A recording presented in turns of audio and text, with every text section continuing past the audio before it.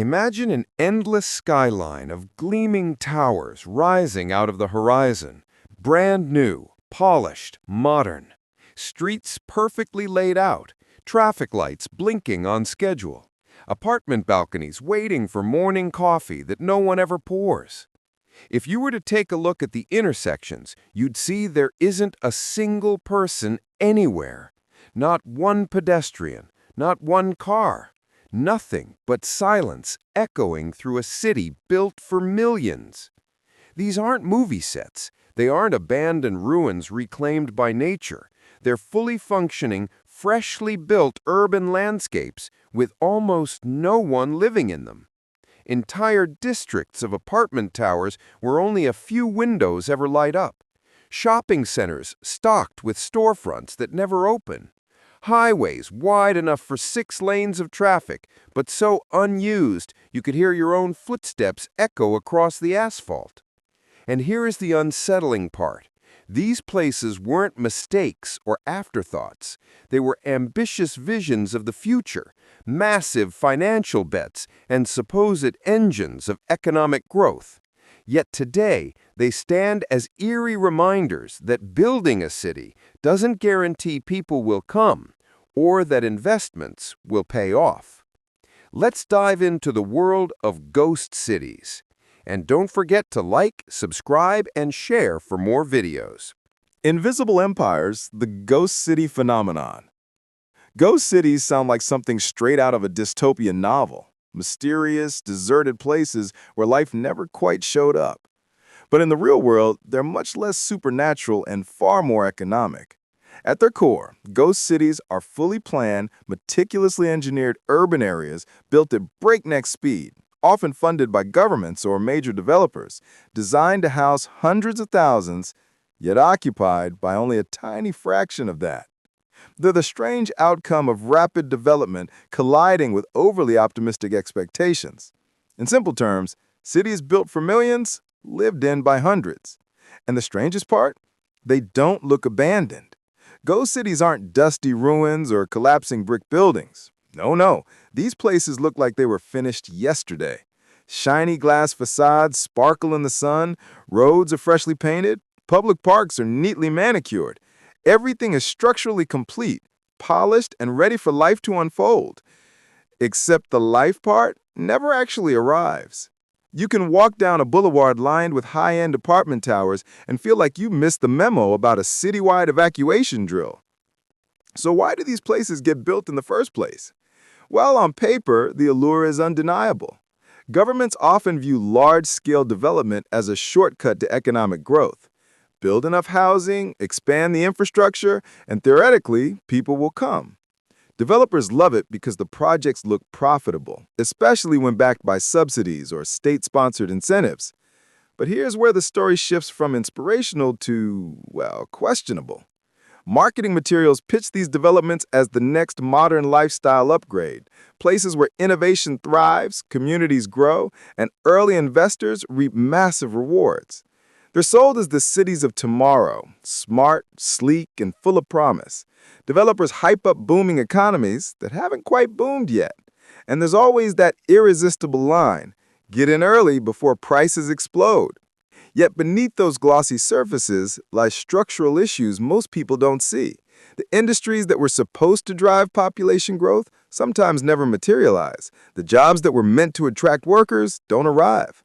Housing prices are often far beyond what local residents can afford, and the transportation networks connecting these new districts to actual economic centers remain theoretical or underdeveloped. In other words, the hype is there, but the human need isn't. So you end up with a city that functions beautifully in theory. It has everything except the one thing that truly matters: people. Without them, skyscrapers become hollow monuments.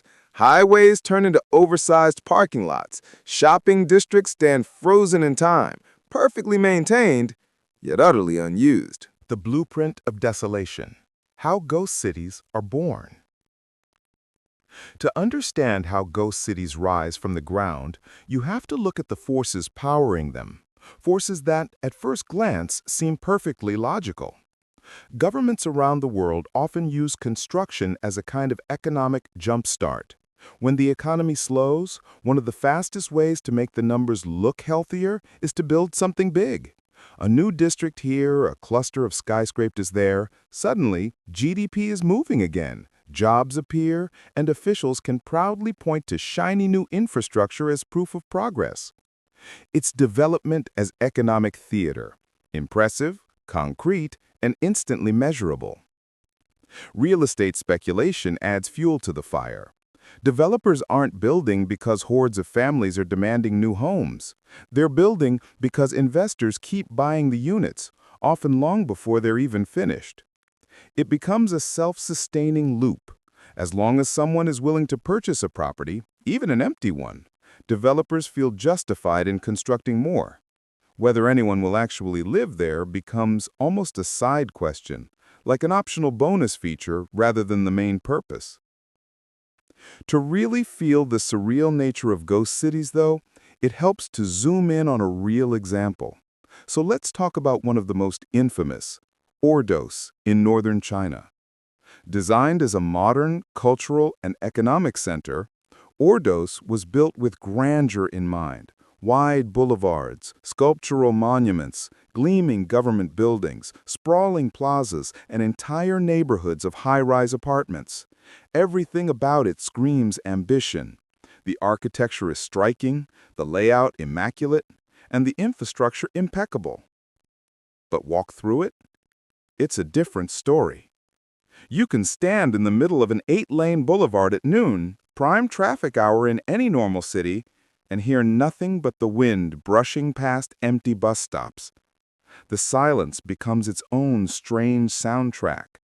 A place built for hundreds of thousands feels more like a forgotten theme park after closing time. Beautiful, impressive, and unsettlingly empty. So how does something like this happen? A lot of it comes down to the seductive belief that if you build the stage, the performers and the audience will eventually appear. The famous phrase, "build it and they will come," works great in movies about baseball fields built in cornfields. But in urban planning, it's a gamble bordering on magical thinking. These cities rely on speculative population growth, people moving there for jobs that haven't arrived, services that don't exist yet, and communities that haven't formed. But here's the hard truth.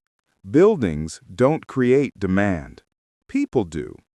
Jobs, culture, affordability, and opportunity are the real magnets.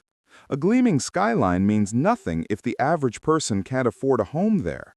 A modern highway doesn't guarantee the development of surrounding industries, and a high-tech district isn't enough to attract talent if the actual job market is still a blank slate. Cities are living ecosystems, not Lego sets. They grow organically, not by decree. Yet unrealistic growth projections have a way of snowballing. Developers build more to attract the population they're waiting for. Investors buy in thinking they're early to the boom. But the emptiness itself becomes a deterrent. Nobody wants to be the first resident in a neighborhood that feels like a deleted scene from a post-apocalyptic film. Over time, the hype that fueled early enthusiasm fades, revealing the gap between expectations and reality. And by then, the bubble is already swollen. Early investors, sensing trouble, often shift from promoting the city's future potential to promoting the next big thing, leaving the ghost city suspended in time, built, polished, and waiting for a tomorrow that may never come. Echoes of emptiness, human and economic cost.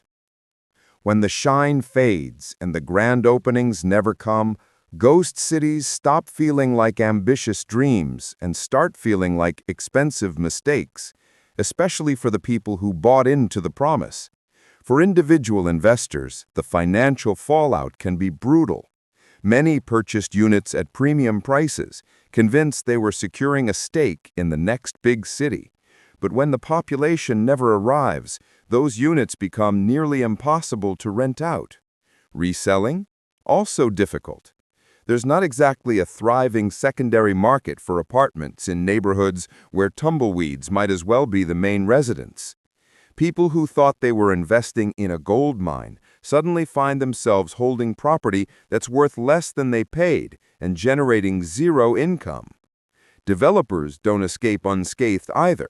Many borrow heavily to build these massive projects, expecting sales to cover the debt. But when units sit empty, cash flow dries up. Construction slows, then stalls, and in some cases, entire developments are left half-finished, skeletons of ambition. Bankruptcies follow, leaving behind concrete reminders of financial overreach. Local governments, too, feel the squeeze. They often rely on projected tax revenues from bustling districts that never materialize. Instead of boosting city budgets, ghost cities drain them. Maintenance costs pile up.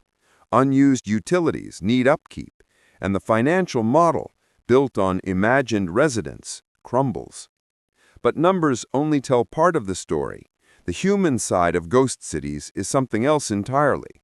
Imagine being one of the few people who actually does move into a brand new city. On paper, it sounds peaceful. No traffic, no noise, plenty of space.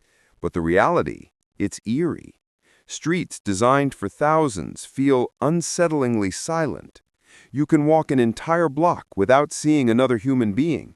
The stillness becomes overwhelming, like living inside a paused video game, waiting for NPCs to load. Essential services often lag far behind construction. That beautiful hospital, still waiting for staff. The school, technically open, but with more teachers than students. The public transit system, plans exist, but the buses haven't started running yet, because who would they pick up? Day-to-day life becomes a logistical puzzle. Even grabbing groceries can turn into a half-day expedition. And then there's the psychological weight. Imagine living in a 30-story apartment building with only 3 occupied units. At night, the hallways echo. Elevators sit idle. The building feels less like a home and more like a massive, empty monument to what could have been.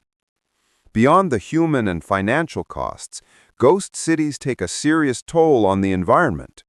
Constructing an entire district requires enormous amounts of concrete, steel, glass, electricity, and water.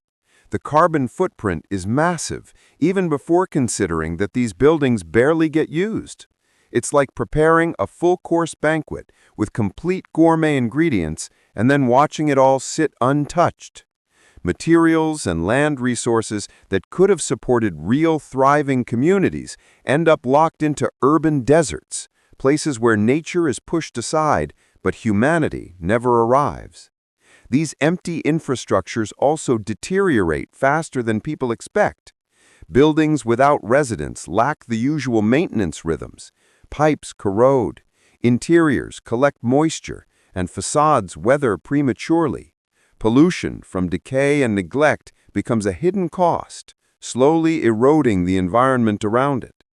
And let's not forget the long-term ecological strain of keeping a ghost city on life support. Streetlights still need to run. Landscaping still needs occasional upkeep.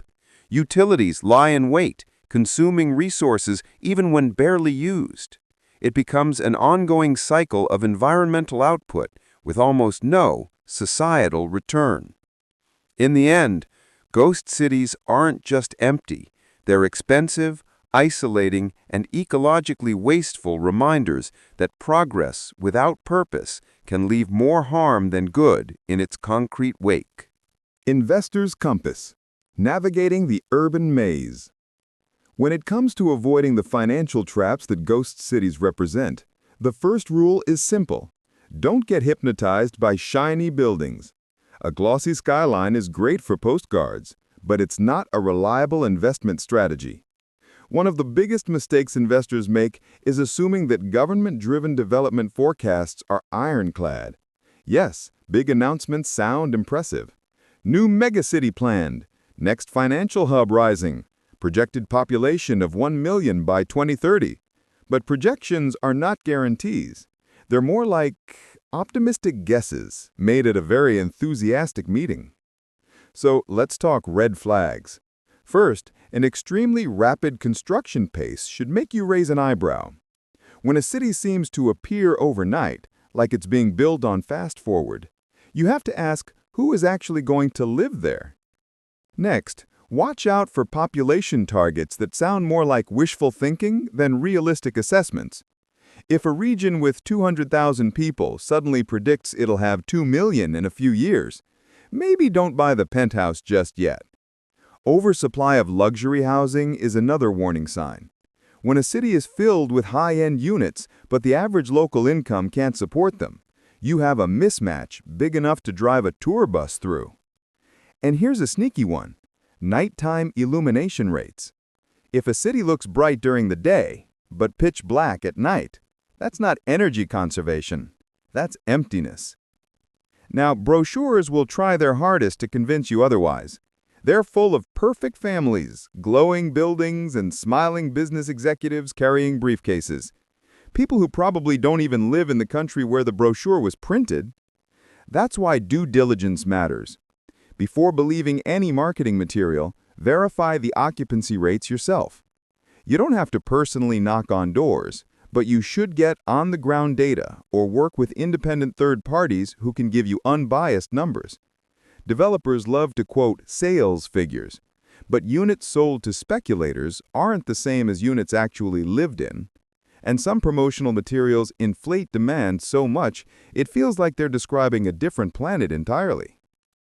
Understanding demographics and economic drivers is where the real analysis begins. A city isn't a collection of buildings, it's a network of people, jobs, services, and lifestyles. So ask the fundamental questions. Who's supposed to live here? What industries are driving employment? Are salaries high enough to support the housing market? And perhaps the most important question, why this city and why now? If those answers feel vague, overly optimistic, or based on developments that should happen sometime in the future, tread carefully. A city with no clear economic anchor is not a city.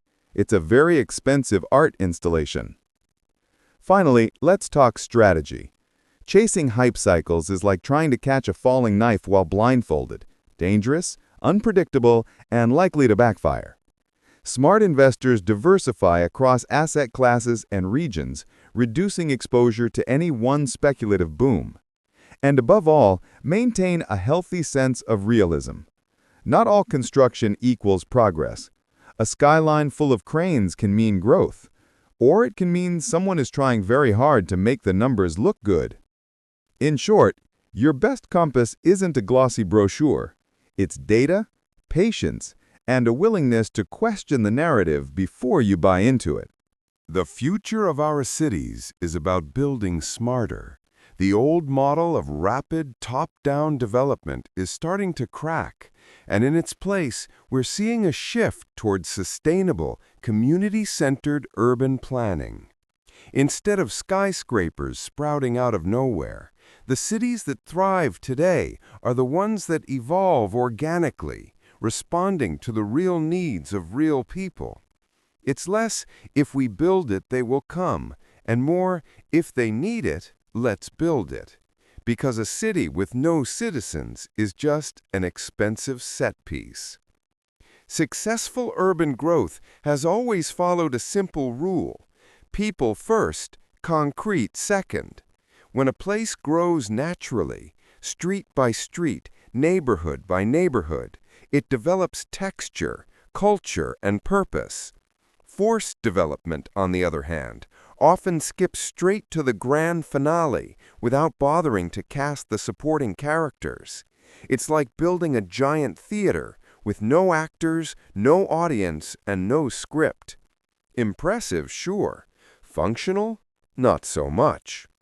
But this isn't just one country's cautionary tale.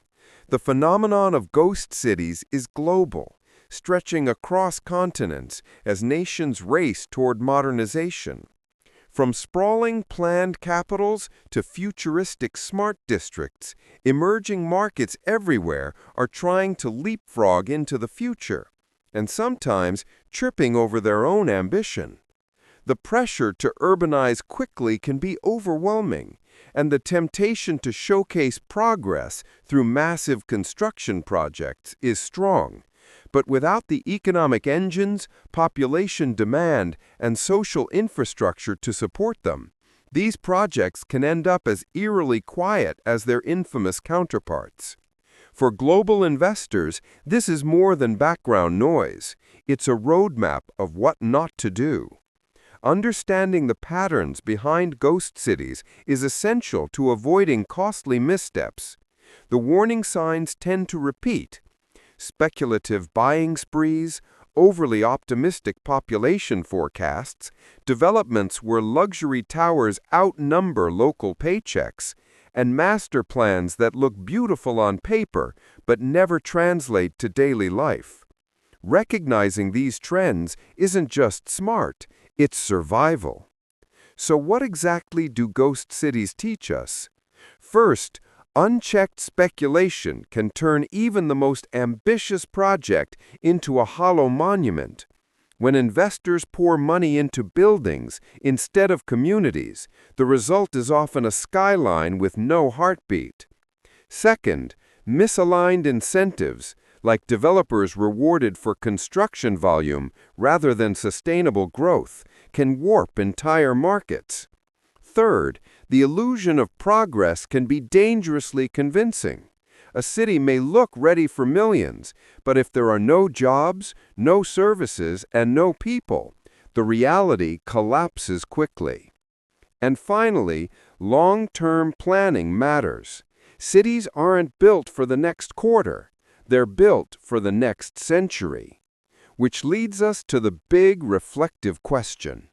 Are we building cities for people or for numbers on a spreadsheet? Because in the end, a truly great city isn't defined by its tallest tower, its biggest mall, or its flashiest district.